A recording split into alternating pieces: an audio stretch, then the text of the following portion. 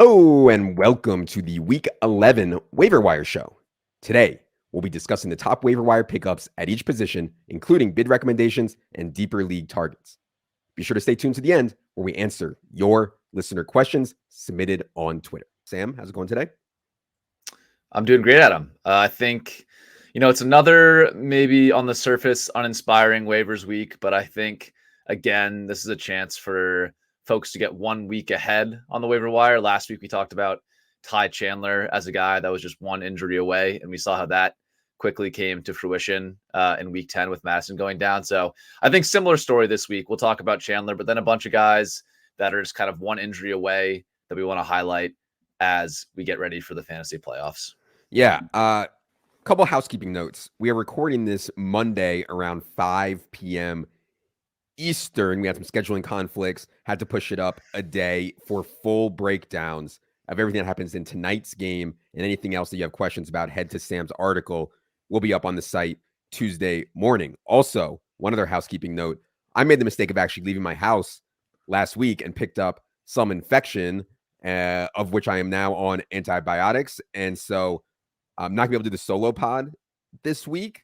Basically, what I took away from all this is I'm never leaving the house again, at least not during football season. I interacted with other humans, and look where it got me. I am now all sickly, and I won't be leaving the house again until February.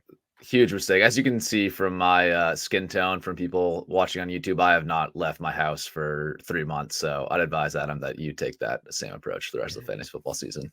Before we get into it here, just wanted to remind everyone that if you are into the NBA, DFS, or NBA props, you have to check out what Dink and our team is doing over there. There is absolutely no one on earth that is doing the projections at the level they are every single night for every single team, every single player. Check out the NBA tab on establishtheRun.com.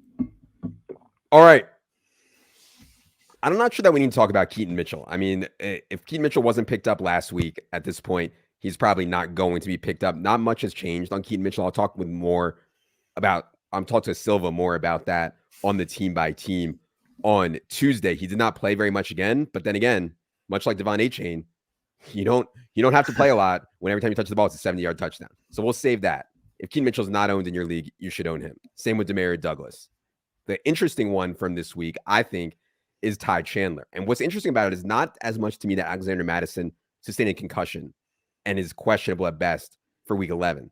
What's interesting to me is that Ty Chandler was actually rotating in pretty heavily with Madison before the injury. And again, this is in the wake of Cam Akers' season-ending Achilles tear. So that was a really good sign for Ty Chandler and a bad sign for Madison already before the concussion stuff. So Sam, how aggressive do you think people should be on Ty Chandler right now? Any thoughts on him? Yeah, so off the top, I'm recommending somewhere in the range of a 10 to 20% FAAB bid for Chandler. And in leagues where Demario Douglas, Keaton Mitchell, these type of guys are gone, he's pretty clearly the top waiver wire ad for me this week. So feel free to burn your number one waiver priority on Chandler. I think it's worth it. A little more context on him. As you mentioned, Adam, he did have 50% of the running back carries this past week, even before Alexander Mattison left with a concussion. So I think that's a sign that they wanted to expand Chandler's role in the wake of Akers' Achilles tear. And I do think that Chandler now has a chance, if he can show out well in a spot start against the Denver Broncos, a really bad rushing defense in fantasy. If he can show out well in this spot start, which I think he'll get next week, I think there's a chance he could take the reins in this running back room and not look back. I wouldn't project that as likely, but given how inefficient Madison has been this season, I think if Chandler flashes some juice this week, there's at least a chance he can pull ahead.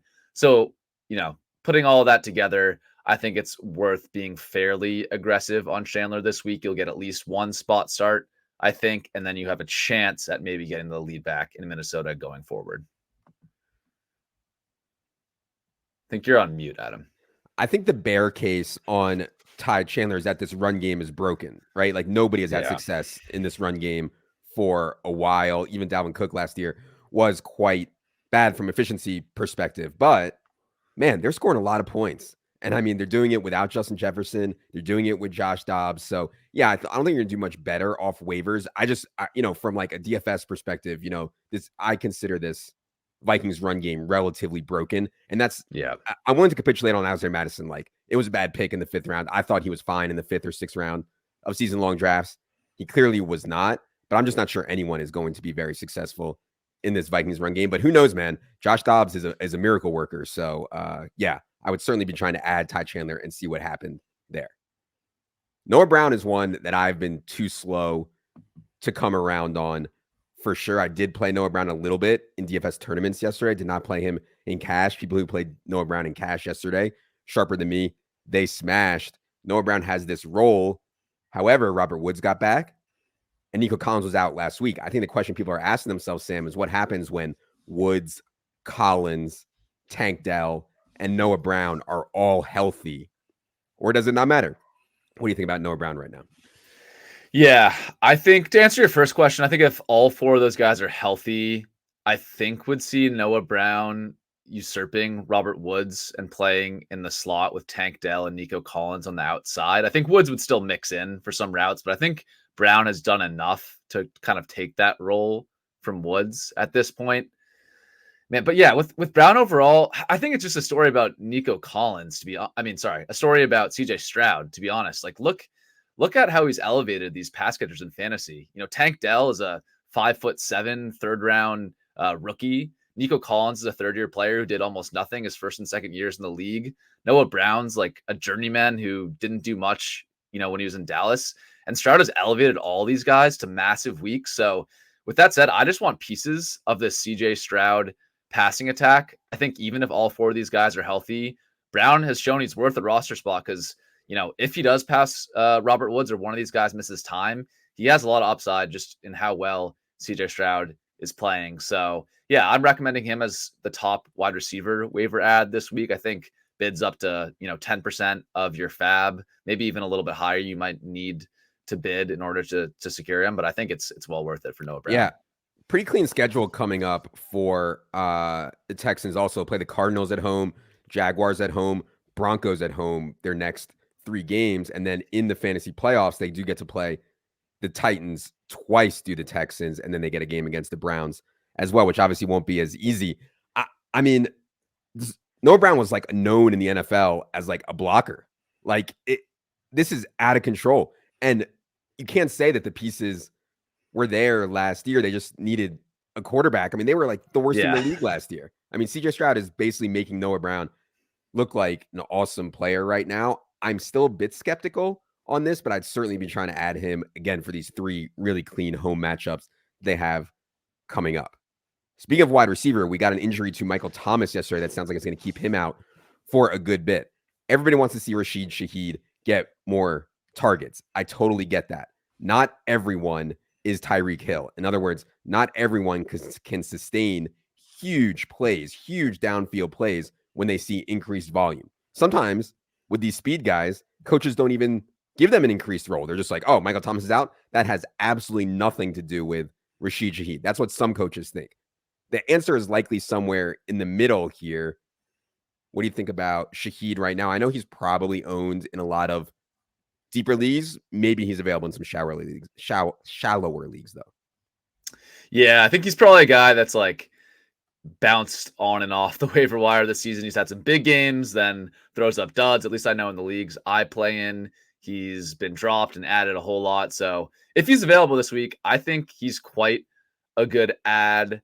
I think what we saw in week 10 is that in terms of route participation, Rashid Shaheed's role did not change in a meaningful way. He still was sort of seeing 80% route rate that was in line more or less with what he saw this year. He did, however, earn his largest target share on the season at 22%. So with A.T. Perry, a day 3 rookie, filling in for Michael Thomas on the outside, I think you're just going to see more targets funnel Shaheed's way. And just given his explosive playability, I think that's pretty exciting. He has a gain of over 40 yards in 4 out of 10 games this year. That's just insane. I know not everyone's Tyreek Hill, but at some level, you kind of have to hand it to Shaheed for just continually breaking big plays. I think he does potentially move into sort of the wide receiver 3 boom bust mix if Michael Thomas is out. So that does make him a top priority this week. Do keep in mind that the Saints are on bye this upcoming week, so you will have to stash him for a week before you can use him. That's what I was gonna say. I mean, to me, there's two problems with Shaheed.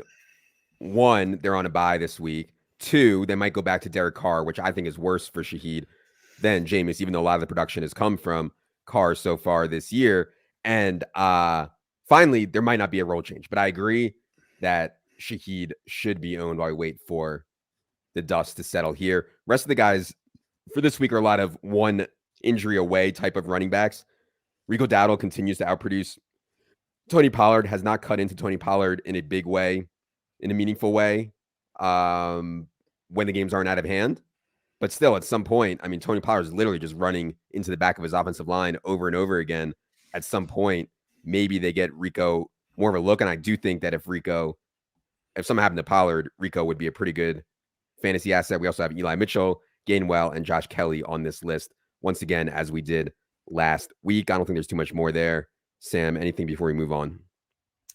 No, just one note on Dowdle. Looking at the PFF rush grades this season, I know a lot of people have mentioned how Dowdle's outperforming Tony Pollard. That does show up in the PFF rush grades. Out of 51 running backs with at least 45 rushes this year, Pollard is near the bottom, 44th in PFF rush grade, and just 31st in yards after contact per attempt. Whereas Dowdle, keep in mind on a smaller sample, is 14th out of 51 in PFF rush grade and 8th out of 51 in yards after contact per attempt. So it's not just the yards per carry stats. It's kind of these more advanced stats that are also pointing in Dowdle's favor. Now, who knows if that means I'm skeptical that means the Cowboys are going to put him in a bigger role. But I do think that if he was in a bigger role, he's at least flashed the efficiency to be successful in that role. So I think he's the best handcuff in fantasy that's, sub 10% owned in a lot of these leagues. It's ironic because those stats that you gave are similar to when Tony Pollard was crushing all the advanced metrics and Zeke looked like the worst running back in the league, So yeah, life comes at you fast. Certainly for Tony Pollard. All right. Best of the rest here for those of you watching on YouTube. For our audio listeners, allow me to service you by saying that the best of rest list is not pretty. Sam, is there anyone that you would like to highlight on the best of rest list? Oh, man. It's ugly. I guess a couple things, starting with the running backs. Myles Gaskin, I think, is worth an ad in Minnesota just to see what happens with this Madison concussion. I guess I wouldn't be shocked, Adam, if we get a report midweek saying that, the Vikings want to use Gaskin and Chandler in a 50-50 split. I'm not saying that's likely, but I think it's at least possible that they bring in Gaskin, who has familiarity with the system, and use him in a pretty big role. But yeah, that's for, pure desperation spots. If you're looking for a running back spot starter this week, definitely could be also inactive this week. So I wouldn't rely on that. Other minor note, D'Ernest Johnson, I think, has passed Tank Bigsby in the Jacksonville backup running back competition for whatever that's worth. I'll stop there on the running backs. A couple notes on the wide receiver, but yeah, any thoughts on that? I know it's not a lot to discuss here. No, I mean, Myles Gaskin's been on so many NFL teams over the last couple of years. I'm not sure what he can give them at this point or what they think that he can give them. So yeah, not a lot to say about running back. You can go ahead on wide receiver, but I also did want to get your take on the playoff stash stuff. I know I keep asking about it every week, but at some point I feel like we have some really good teams. I mean, shout out to me and Sam and Dink. We have a really good team. We're already starting to talk about potentially stashing some defenses. So I do want to get into that, but anything else here on the best of rest? Yeah. Couple minor things. Rashad Bateman saw his highest route participation of the season, 75%, 20% target share. I think there's at least a chance his role gets scaled up, so he jumps up on this list. And then after that, it's really gross. I could make a case for Justin Watson if you want. He saw a 71% route participation rate in week 9. Sky Moore was completely relegated. I think there's at least a chance that Watson sort of flips Sky Moore down the stretch, but man, what is that really worth? I'm not too sure. But yeah, after that, it's just ugly. A bunch of guys who just aren't going to break out. Just Jameson Williams, Marvin Mims, Jaden Reed, Jonathan Mingo. Just stash them if you want, but say goodnight to those guys. I think it's over. Yeah, well, Mims has his national television chance tonight. And I also would note that Donovan Peoples-Jones did not play yesterday for the Lions, but Jameson Williams did have a touchdown called back by a penalty. So, Jameson showed a little bit of life yesterday, even though it didn't show up in the box score.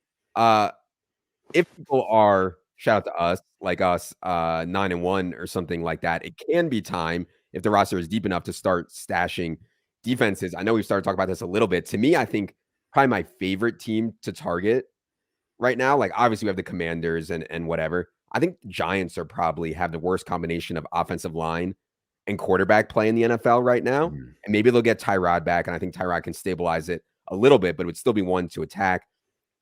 Giants in week 15 are home against the Saints. Then they are, on the road against the Saints. Week 16 on the road against the Eagles. Week 17 championship week, home against the Rams. So, those are some that I'm at least thinking about stashing if I can. It still strikes me as a little bit early for most home leagues, though, because your bench likely isn't big enough to carry you through until week 15, 16, 17. But yeah, any more thoughts on defense stashes ahead of the playoffs? Yeah, I'm definitely going to dive into this more comprehensively soon, because I still think it's like maybe a week or two away from this being worth it in home leagues. But yeah, the other offense that I think, or I'll say two other offenses that I think are worth targeting are the New England Patriots and the Chicago Bears. I think in New England, there's a chance we see some weird quarterback play down the stretch. I think, Mac Jones got benched for Bailey Zappi last week. There's a chance we see Zappi. There's a chance we see Malik Cunningham maybe down the stretch in New England. It could get really, really ugly for them. So they have the Chiefs in week 15, who are probably owned in most leagues, but then the Broncos in week 16. That's a bad defense, but maybe a sneaky play against the Patriots. And then again, the Bills in week 17, unfortunately, are probably owned. And then the other team I'd call out to target would be the Chicago Bears. I think whether it's Justin Fields or Tyson Bagent, Bagent. Don't let the pronunciation please get you. Bagent. Oh, shit. Bagent. Teabag, we'll call him. They get the Cardinals in week 16, who are not owned in a ton of leagues in terms of defense, and the Falcons in week 17. That's maybe two defenses to keep in mind against Teabag in fantasy playoffs. For sure. All right. Keep it moving here for any drops you wanted to highlight. Obviously, there are a bunch of dusty running backs that we've been saying can be dropped. Michael Thomas's injury is being called significant by the Saints as of 20 minutes ago. He can certainly be dropped at this point. Any other drops you wanted to highlight? Yeah. Miles Sanders is the other one. We might have touched on this last week, but it's like complete relegation season for Miles Sanders. I think they're even playing Raheem Blackshear more than Sanders, or at least it's close between those two. So yeah, it's over for him. And then, yeah. I was just going to say on the Miami stuff, because they were on a bye and they're coming back. We are expecting Devon Achane back for this game. And Devon Achane reportedly could have played with a brace, but they wanted to take it easy on him. So I would actually expect him kind of near 100%. That is going to be a problem for Jeff Wilson and Salvon Ahmed. I still feel like I want pieces of this offense if Raheem Mostert gets hurt, which I think is certainly possible. Like, I don't think they're just going to go full-blown workhorse on Achane. So maybe I'm being stubborn. I might, if I'm in like a 20 spot league like FFPC or something like that, I might try to hold Wilson or Ahmed if I can. But in a normal home league, I think you can certainly drop Wilson and Ahmed right now. Also, James Conner returned yesterday to a full-time role. It's curtains for DeMercado and Keontae Ingram, as Sam has noted here as well. Any other drop comments, Sam? Yeah, similar, like Justice Hill, it's curtains for him with the emergence of Keaton Mitchell. And then Roshan Johnson, I know a lot of people are excited about him. Yeah. Frankly, he just hasn't been that good. Donta Foreman's clearly past him. Khalil Herbert's coming back. We're also talking about the Chicago Bears here. There's no point in rostering the third string running back in the Chicago Bears. So cut him off your rosters. But yeah, we get to deep league stuff. Yeah, one deep league guy I have to highlight for the brand before you get into it here. Gerald Everett sustained another injury this week. Just let Donald Parham play. Let the kid play. See what happens. Every time he plays, good things happen. It's crazy. hopefully this time they actually let him play. I don't know how severe Gerald Everett's injury is, but yeah, if you're in a pinch, I do think Parham can make some sense. I don't expect like a really big role for Parham. They never give him, 90% of the routes. At most, it'll be like 50 or 60. Yeah. But he's talented enough to do something with that. Any other deep league notes here, Sam? Yeah, that's the problem with Parham is they'll roll out someone like Stone Smart for 50% of routes whenever it misses. It's so annoying. But other things to note here. It sounds like Derek Carr is going to be okay. So I do have Jameis Winston here. Keep an eye on that. You probably can wait till next week to see if you need to add him. He might have some upside on the Saints if Carr is injured. And then I said it last week. I'll say it again. We're talking about contingent upside stashes mostly on the show. I think Cedric Wilson is quite a good under the radar one. We basically had 3 weeks this year where either Jalen Waddle or Tyreek Hill has missed time in game. None of them have missed a full game, but when these guys have missed time in game, Cedric Wilson has seen his route share spike a ton. And just with how concentrated things are in Miami, if one of those two wide receivers goes down, I think we're talking immediate wide receiver 3 level projection for someone like Cedric Wilson in a full-time role. Maybe, that's crazy. We have to crunch the numbers there, but I think it's close to that. So if you're just looking for a guy who's one injury away, I don't think Cedric Wilson is that different from rostering some of these handcuff running backs in a sense, even though it's obviously not quite a one-to-one comparison. Yeah. I like that one. The other one that I want to double click on, I know we already mentioned it, but A.T. Perry is the, I believe, round 3 wide receiver out of Wake Forest, 6'3", 200 pounds, ran a 4.47 at the combine, 35-inch vertical. Pretty good athleticism, or at least reasonable athleticism on A.T. Perry here. Again, sounds like Michael Thomas is going to be out for a while. And given his injury history, like, would not surprise me if Michael Thomas just says, like GG or something like that. So yeah, I mean, for deep leaguers, for people on like 20-man or deep dynasty or regular dynasty, I guess not deep, Perry would be owned, but yeah, he's at least worth considering, I think. Any more thoughts on A.T. Perry? No, just that I know he has sort of freak athleticism scores, had really awesome junior year production, I believe, at Wake Forest. So he's a guy that some of the dynasty guys I follow on Twitter are pretty excited about. So that in itself makes him an interesting add. Besides that, though, I think that about wraps up the deep league, guys. All right, let's get to a few questions before we get out of here today. Nicholas says, I have Dallas Goedert and managed to get Trey McBride. We just drop Goddard now to play McBride rest of season. There's no IR spot in my league. So obviously, a part of this would be like, who do you want to pick up for Goddard? If no one good is available, I wouldn't just drop Goddard. However, Goddard does have a broken forearm. I haven't seen any follow-up. Eagles were on a bye, and so there's like no media access. So I haven't heard any follow-ups on Goddard's injury. I know there was speculation he might need surgery.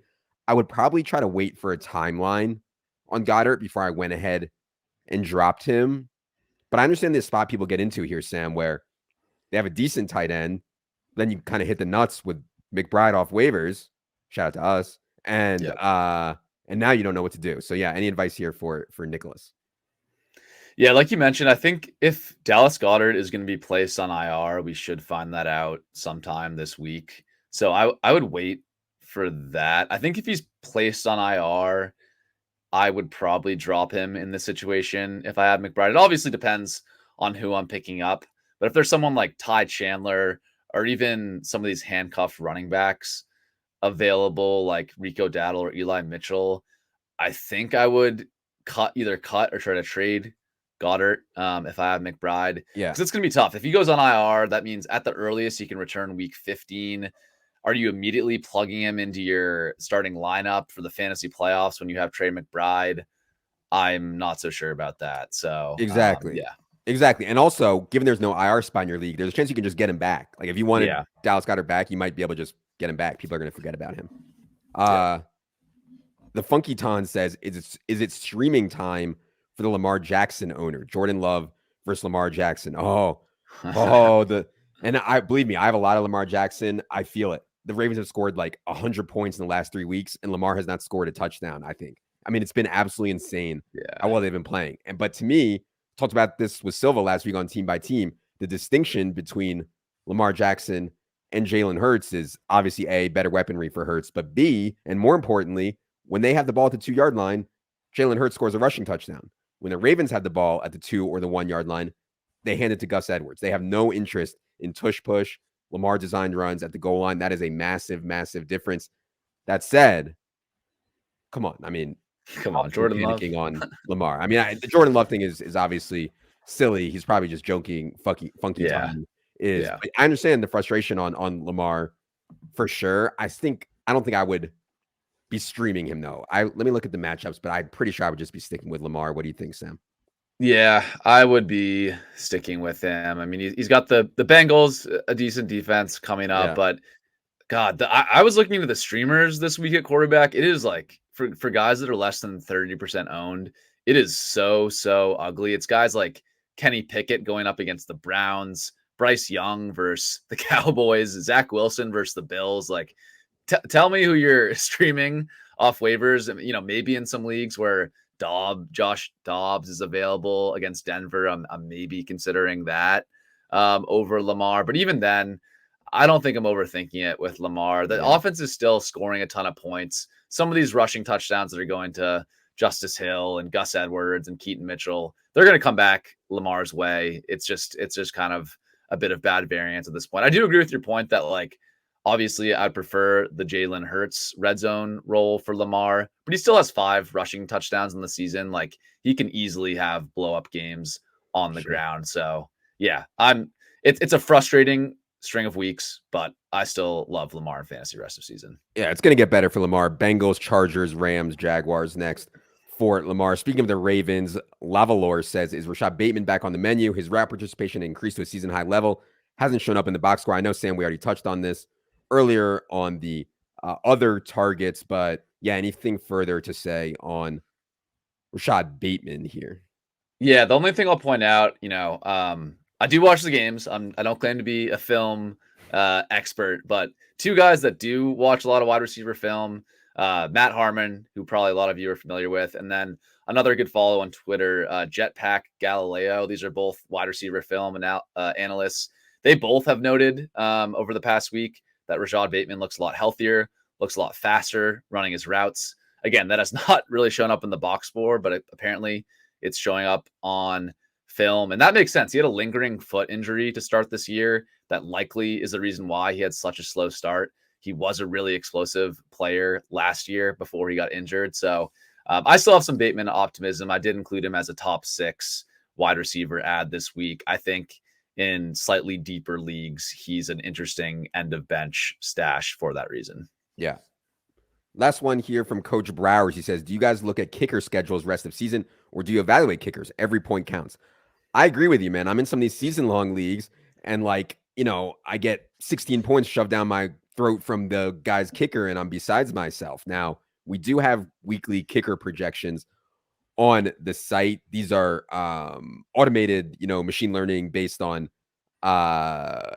historical field goal results and extra point results for game state situations. So yeah, I just use those and I feel good about it. The problem with trying to really pinpoint down kicker stuff, obviously there's guys like Justin Tucker and the Young Ho who are extremely, extremely good. When you get down to the streaming level, it's really just trying to find offenses that are going to be in the red zone as much as possible, and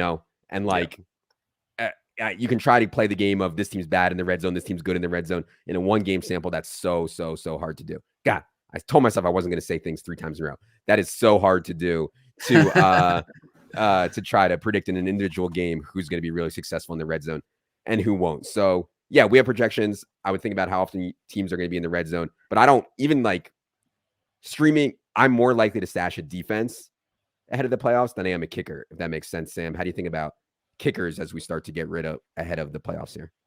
Yeah, I think the only thing I'd add to your note in terms of kicker process, I basically look at 2 things. I look at implied team total, so how many points they're going to score, how many times they're getting in the red zone, which you mentioned, and then how much the team is favored or disadvantaged by in an individual game. So if a team's projected to score a ton of points, but they're a 3-point underdog, that could get a little bit risky because if they get down 7-14 points, they might just abandon kicking field goals. So that's what I like to look at. If a team's a huge favorite and it's projected to score a ton of points, that's kind of the ideal, scenario you're looking for in fantasy.